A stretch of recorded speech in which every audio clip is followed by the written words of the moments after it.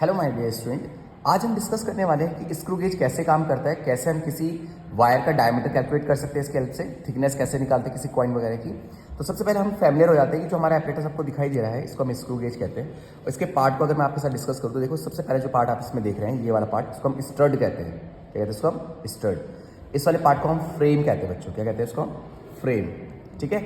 और इस वाले बीच वाले पार्ट को हम कहते हैं स्क्रू। क्या कहते हैं हम इसको? स्क्रू। इस वाले पार्ट को, ठीक है, ये हमारा स्क्रू है। और ये इसको हम क्या बोलते हैं? हब। इस अपर पार्ट को हम क्या बोलते हैं? हब। ठीक है। अब जो ये वाला स्केल यहाँ पे आपको दिखाई दे, देखो इसमें दो तरह के स्केल है। एक तो स्केल वो है जो सर्कुलर रोटेट हो रहा है, और एक स्केल ये वाला है। तो जो ये वाला स्केल आप देख रहे हैं बच्चों, इसको हम कहते हैं मेन स्केल। ये इसका मेन स्केल होता है, ठीक है ना। इसके अलावा ये वाला जो आप देख रहे हैं इसको हम सर्कुलर स्केल कहते हैं, जिसके साथ रोटेट हो रहा है, देखो घुमाने के साथ घूम रहा है। मेन स्केल कांस्टेंट रहता है, वो कहीं नहीं जाता कहीं भी अपनी जगह से, ठीक है। ये मेन स्केल, ये सर्कुलर स्केल है जो घूम रहा है, रोटेट हो रहा है, ठीक है। और ये इसका मेन स्केल है, सर्कुलर स्केल, मेन स्केल, ठीक है। ओके। जिस फ्रेम को पकड़ के मैं घुमा रहा हूँ इसको हम थिम्बल कहते हैं, रैट चैट, इसको कहते हैं रैट चैट, इस वाले पॉइंट को, ठीक है। इसका काम क्या होता है कि मान लो जैसे आपने इसको टाइट कर दिया, यहाँ तक लेके आया आपसे, तो लास्ट में रैट चैट से एक टर्न जरूर देना है, ठीक है। आवाज़ साउंड करता है, साउंड प्रोड्यूस करता है कि ये बिल्कुल टाइट हो चुका है, ठीक है। तो ये तो था इसका बेसिक इंट्रोडक्शन, ठीक है। चलिए अब हम देखते हैं कि ये कैलकुलेशंस करते कैसे हैं, इसकी हेल्प से करनी होगी। मतलब ये तो हमारे पास फाइनल रीडिंग होगी जब हम भरेंगे से, कैसे करते हैं वो मैं आपको समझाता हूँ। सबसे पहले आप ये देखिए, आपको क्या क्या चीज़ें निकालनी है। आपको पिच निकालने आनी चाहिए, आपको लीस्ट काउंट निकालना आनी चाहिए, आपको जीरो एरर निकालनी आनी चाहिए। पहले हम ये सारी चीज़ें निकालेंगे, देन उसके बाद हम एक्सपेरिमेंट स्टार्ट करेंगे, ठीक है। तो चलिए सबसे पहले हम लीस्ट काउंट पे कैलकुलेशंस करना स्टार्ट कर रहे हैं। लीस्ट काउंट पे देखो, सबसे पहले हमें क्या निकालना पड़ता है? पिच, क्योंकि उसका फॉर्म होता है pitch upon number of division on the circular scale. आप ये देख रहे हैं जैसे कि मेरे पास एक स्केल है 30, 40, 50, 60, 70, 80, 90 एंड देन 10 का डिफरेंस इनके बीच में, यानी 100 तक जाता है पूरा। कितने तक जाता है? 100 तक, फिर 0 हो गया, 10, 20। तो ये जो टोटल नंबर ऑफ डिवीजन जो हमारे पास है, इसके पास कितने हैं? 100 है, ठीक है। सर्कुलर स्केल के डिवीजन लिखने होते हैं हम यहाँ पे कि सर्कुलर स्केल में कितने डिवीजन है। तो आप एक बार फिर से देख लीजिए अगर आपको नहीं दिखा तो फिर 10, 20, 30, 40, 50, 60, 70, 80, 90 और फिर 10 का गैप यानी 100। तो टोटल कितने डिवीजन है बच्चों हमारे पास?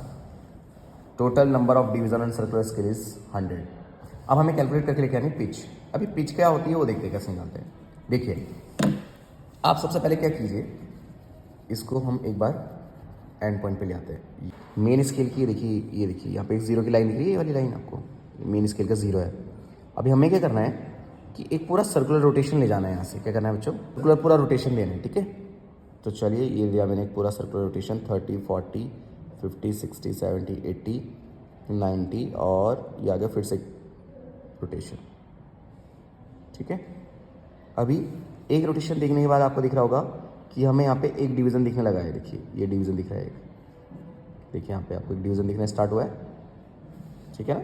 और यहाँ पे मुझे एक ये दिखाई दे रहा है, देखिए एक एक यहाँ पे क्या दिखाई दे रहा है? एक डिवीज़न दिखाई दे रहा है।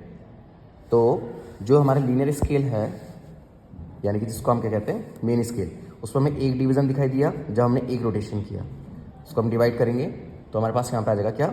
1 मिलीमीटर। 1 मिलीमीटर हमारा क्या हो जाएगा? इसकी पिच हो जाएगी। मतलब बच्चों जैसे हो सकता है कि आपको एक रोटेशन में दिखे ही ना, तो आप क्या कीजिए, आप एक रोटेशन के बाद एक रोटेशन और ले लो, इसका 2 रोटेशन कर लो। जैसे मानो हमने एक और घुमाया रोटेशन,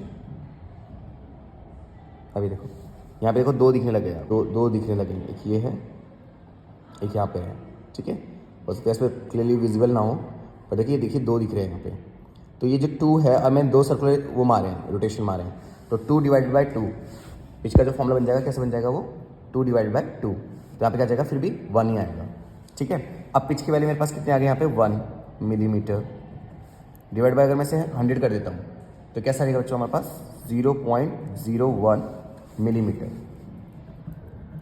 यानी कि इस स्क्रू गेज का जो लीस्ट काउंट है वो मेरे पास कितना है? 0.01 मिलीमीटर का, ठीक है। अब हमें करना होगा, तो कोई वायर जैसे ये यहाँ से कैलकुलेशन पास स्टार्ट हो गया। मैंने एक वायर ये ली है, ठीक है। आप कोई मेटल की वायर है, कोई भी वायर ले सकते हैं। फिलहाल मेरे को लैब में मिली तो मैंने ये वायर ले ली। उससे पहले आपको क्या करना है, जैसे ये वायर ली मैंने, इसके परपेंडिकुलर रखते हुए करना है ऐसे, ठीक है। अब इसे टाइट कीजिए आप, जितना टाइट ये हो सके एक बार उतना टाइट कर दीजिए। देन उसके बाद आपको क्या करना है, ये जो रेड चैट है इससे आपको घुमाना है और आवाज़ सुननी, एक साउंड आनी चाहिए। ये देखिए आवाज़ आई ना टक, तो उस साउंड पे आपको रुकना है। एक बार टक हो गया तो उसके बाद रुक जाना है, ठीक है ना। अब आपको रीडिंग कैलकुलेट करनी है। देखो बहुत आसान है, कैसे कैसे करते हैं। मैं आपको बता दूँ, सबसे पहले हमें क्या चाहिए, मेन स्केल रीडिंग। तो मेन स्केल की रीडिंग देखिए यहाँ से अगर आपको दिखाई दे रही है, देखिए यहाँ से दिख रहा है 1, ये मेन स्केल होता है 1 2 3, कितने दिखाई दे रहे बच्चों यहाँ से 1 2 3। तो मेन स्केल डिवीजन में मैं क्या लिख दूंगा यहाँ पे 3, ठीक है। देखिए मेन स्केल में कितना लिखना रहेगा 3। अब हमें ढूंढनी है circular scale division. Circular scale division कौन सी है, चलो देखते हैं। अब देखिए सर्कुलर स्केल डिवीजन कैसे देखते हैं, ये जो जीरो की मेन लाइन है ये वाली, जो मेन लाइन जीरो की वाली जा रही है ये वाली, ये किस पॉइंट के साथ कॉन्साइड कर रही है, इसके बिल्कुल किस लाइन के साथ कॉन्साइड कर रही है। तो मेरे उसमें कॉन्साइड कर रही है 10 के साथ, बिल्कुल प्रॉपर 10 के साथ। देखिए जो इसकी जीरो की लाइन है वो कॉन्साइड कहाँ पे कर रही है, देखिए लाइन है सीधी लाइन वाली, ये 10 के साथ कॉन्साइड होती हुई दिखाई दे रही है, बिल्कुल 10, ठीक है। अब मेन कैलकुलेशंस में हमारे पास दो चीज़ें आ गई। अब हमें क्या करना है, अब हमें निकालना है अपना डायमीटर। डायमीटर के जो कैलकुलेशन है बच्चों ऐसे करते हैं, हम लिखेंगे D is equals to main scale division, ठीक है, plus circular scale division into least count. तो D is equals to main scale division कितना आया था हमारे पास यहाँ पे 3, ठीक है। सर्कुलर स्केल में कितना आया था 10, इनटू लीस्ट काउंट कितना है हमारा, इसका हमने भी कैलकुलेट किया था, ये रहा लीस्ट काउंट जो हमारे पास था 0.01 का था, 0.01। So D is equals to 3 plus point हटाएंगे नीचे 100 बढ़ाएंगे, एक जीरो यहाँ कैंसिल, तो जगह 0.1। तो डायमीटर 1 हमारे पास क्या गया 3.01, ठीक है। ऐसे जैसे मैंने कैलकुलेशन करी, एक कैलकुलेशन आपको और करनी है, एक बार और डायमीटर निकालना है, ठीक है। अब की बार मैं वायर को ऐसे में लगा देता हूँ, ठीक है।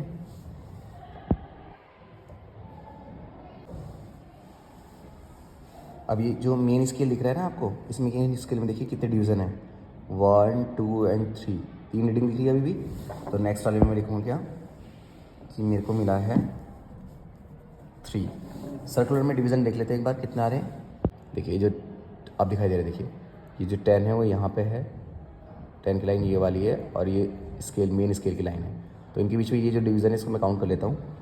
तो मुझे दिखाई दे रहा है 1 2 3 4 5, तो 5 डिवीज़न, 10 प्लस 5 15 डिवीज़न, 15 डिवीज़न।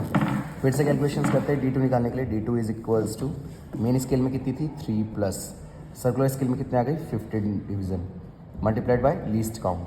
तो D2 आ जाएगा बच्चों हमारे पास 3 plus 15 into 0.01। D2 is equals to नीचे 100 आ गया, 100 से डिवाइड करेंगे 0.15। D2 इज इक्वल्स टू 3.15 क्या आ जाएगा 3.15, ठीक है बच्चों। कितना आ जाएगा ये सिंपल D2 हमारे पास आ जाएगा 3.15। चलो D2 भी आ गया। अब डायमीटर के लिए क्या करते हैं, हम डायमीटर का मीन निकाल लेते हैं, डायमीटर का मीन, ठीक है। तो हमारे पास दो डायमीटर आ गए हैं D1 D2, चाहे तो पहले आप D1 यहाँ पे लिख लो, D2 लिख लो, और यहाँ पे नहीं तो D मीन निकालो।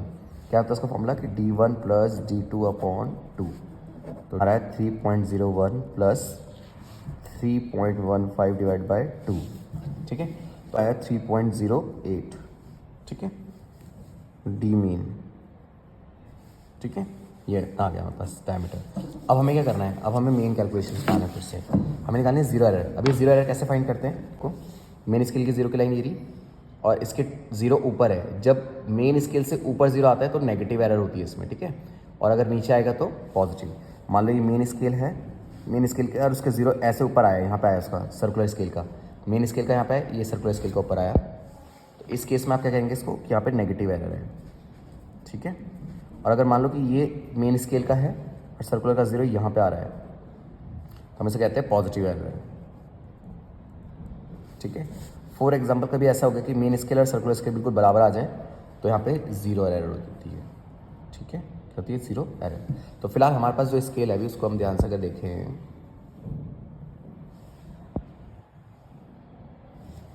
तो देखिए ये आपका मेन स्केल डिवीज़न का है और इसका जीरो ऊपर है, कितने ऊपर काउंट कर लीजिए 1 2 3 4 4, कितने डिवीज़न बच्चों यहाँ से 4 डिवीज़न ऊपर है ना, 1 2 3 4 डिवीज़न ऊपर है।